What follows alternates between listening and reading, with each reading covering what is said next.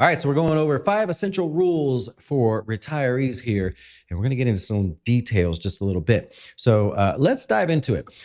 This year so far, we're in October, and well, since April, we haven't had a pullback of greater than 3%. So we're just kind of chilling out at record highs here. So those of you that got a little nervous at the beginning of the year, you're kind of regretting things a little bit. All right. First thing I want you to look at your retirement age. One of the first thing that we start with every client here is tell me retirement. Let's figure out your number, right? Now, the way they break it down out there for like the general like radio show host kind of people is they go, well, if you're 62, or I'm sorry, if you're going to retire at 62, you should have about 14 times what you earn, right? So 14 times your earnings. If you're going to retire at 65, you could do 12 times and 10 and 8 as you age a little bit there. Well, that's a big difference if you think about it, right? Between 14 and 12, if you want to retire around 65. So we want to know your number. And the biggest problem, and it's becoming a little pet peeve as I get a little bit older, is we'll start doing some initial planning with clients and like, all right, give me some numbers. Tell me, talk to me. What do you want? And I get round numbers like, well, what do you spend in a month? Well, maybe 6,000 or whatever. Exactly 6,000? They don't know. Or when do you want to retire? Maybe, 65 or whatever. It's like, okay, I understand if you don't know that too well, but we need to have some scenarios, right? So start thinking through what my number would be at 62 or 65. You love your job. You're never going to quit, but maybe at 70, you just want to go hang out with family or something. Let's start getting into the numbers there because that's going to change your withdrawal rate. Did you know? When they say the safe withdrawal rate of 4%, the guy that came up with that actually just changed it to 4.2. This was earlier in the year, I believe. But based on your retirement age, it's normal to believe that your withdrawal rate would change. If you retire at 70, sorry, that got cut off, then it would be normal to expect that your lifespan, let's say it's the same, right? Well, you're from 70 to 86 or 96, wherever you want to plan for. Well, you're closer to it. So it's normal to have a higher withdrawal rate. That's why that is, in case you haven't seen that there. But when you're retiring earlier, 3.9 versus 4.9, right? That 1% makes a huge difference, not only for the amount of money that you can actually have, but from a tax perspective also. Nobody thinks about that one. Okay, tip number 3. Man, Roth conversions, I know we beat them to death. I know. But it's because every day, me, Chris, Haley, Eric, we're all sitting around doing work for clients and we're like, look how much money you can save. Yes, let's do it. That's more than you'll ever pay us, like by many multiples. Yeah, let's do it. So really, really interesting to think about the difference in the dollars you get to keep. Here's an example, $500,000 portfolio. I'm sorry, no, this is a different example. So if we have at the end of a 20-year like lifespan, we're looking at the after-tax amount of money. So if we say the traditional 401k ends with 750 at the end of a 20-year lifespan versus $950,000, right? Because you're doing conversions over the years leading up to that 20-year time period where you're going to spend the money, right? So this is that sort of person who's getting into that later, very close, like we're talking to you today, very close to retirement. And if it's all in traditional IRAs and we didn't do anything, it's actually the worst position you can be in because the after-tax value, after you take money out, this doesn't even account for RMDs that force you to take money out. Well, okay, obviously it's a big difference, right? So seriously, think about that one. Okay, rebalancing. Ooh, there's a lot of debates on this one, right? When to rebalance. Did you know the optimal time to rebalance is technically never if you're okay with volatility and you want growth at all costs, right? Just, I want growth. Did you know that? We actually did a class that we took all the data. This was an intense thing that we did when we sit around and do this to see you want to rebalance quarterly, monthly if you wanted to, right? We did monthly, quarterly, semi-annually, annually, and never. You just never rebalance. Well, the portfolio that never rebalanced actually ends up with the greatest total return. However, it has many multiples the total volatility. And that makes sense, right?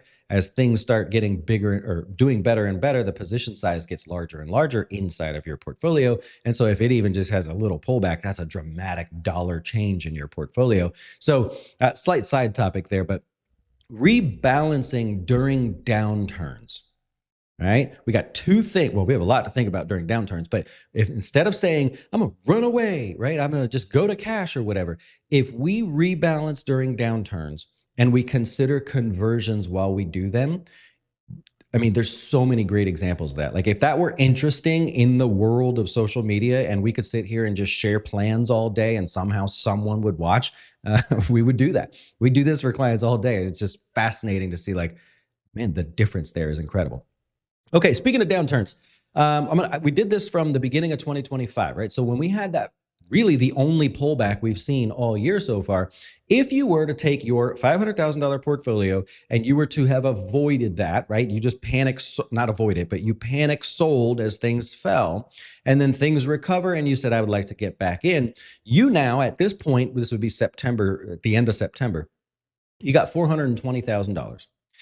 If you stayed invested, and this is again at the end of September, we're getting in the middle of October here, you got $580,000 by just not doing anything, just turning your back and looking away, going, I know the markets go up and down. You know, $160,000 difference on a $500,000 portfolio. Those are big numbers there. So we have to understand ahead of time what volatility looks like in our portfolio. Ask your advisor, hey, the way you have me invested, if the market falls 10%, will I fall 10? Will I fall 15? Or will I fall 5? Like, what's the number? They know the number. They can look at it, make them do the work, right? They can go in there and say, hey, if the market falls 10%, the way you're balanced right now, the way we have you invested, you will fall 7.5%. And then you know ahead of time, like it's just numbers. So you can go, so if we fell 20%, would that be 15% for me? Okay, yeah, it'd be somewhere around there. It'd be a little bit more technically the way it works, but you go, okay, well, can I live with that? I've got 15 years left to retire. I'm concerned about politicians or the economy or whatever. You know the number, right? So we take away the emotion of what you're seeing on TV and, because that does get to people from time to time. So, hey, little checklist here for you just to cover the things that we talked about. Hope you will consider working with us here at Jazz. Rebalancing and conversions rank at the top. Those should get the number one focus. But aside from that, one last thing. This is not the only thing to look at, right? There are so many other things that you can do. So this is how we look at it. This is what our clients see. We don't just look at one thing and give you a plan. This is an actual client's life where I can see every ounce of what they're doing. And we're going to be adding insurance here soon, not products, but the ability to see that. So we got a client that is 53. Decent net worth, got some investments with us. This is probably his 401k. He has a DOE score of 62, not doing too well. It's our chance to do work. We can see that he's behind on retirement. He's got extra money saved there that maybe we don't need 10 months of emergency funds.